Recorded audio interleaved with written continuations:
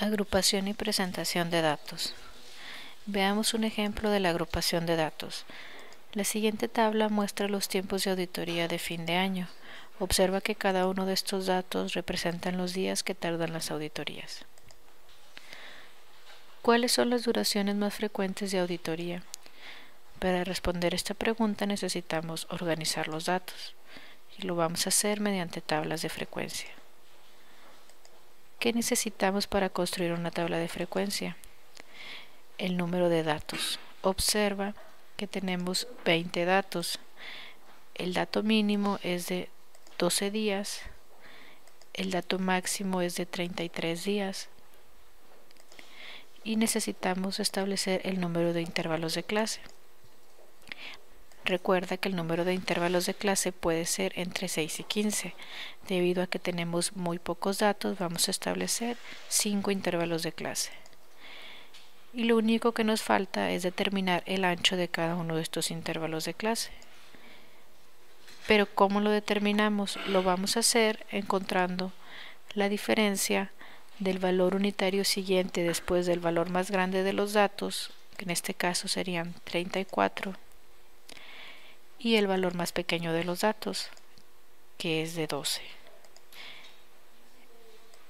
Esta diferencia la vamos a dividir entre el número total de intervalos de clase, que son 5. Al efectuar estas operaciones encontramos 4.4 días como ancho del intervalo. Como los datos representan días, entonces vamos a establecer el ancho del intervalo en 5 días. Ahora vamos a determinar los límites de clase. La siguiente tabla muestra los intervalos de clase y esta tabla nos muestra los datos desagrupados. Podemos observar que en el primer intervalo de clase el límite inferior es de 10 días y el límite superior es de 14 días.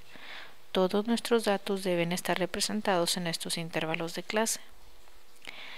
También podemos ver que al encontrar la diferencia entre el límite inferior de la segunda clase y el límite inferior de la primera clase, obtenemos el ancho de la clase, que es de 5.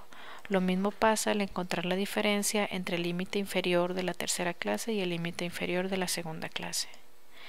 Una vez que tenemos los intervalos de clase, lo que sigue es encontrar la frecuencia de cada uno de estos intervalos.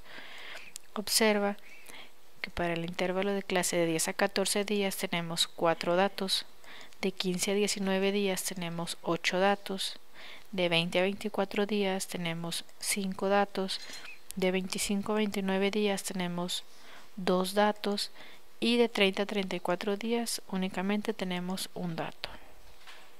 Podemos observar que todos los datos se encuentran representados en los intervalos de clase y que ninguno de estos datos puede estar en 2 intervalos de clase. La suma de las frecuencias debe ser igual al número total de datos, en este caso 20. Y las frecuencias relativas las podemos obtener al dividir cada una de las frecuencias entre el número total de datos. Recuerda que la suma de las frecuencias relativas debe ser igual a 1.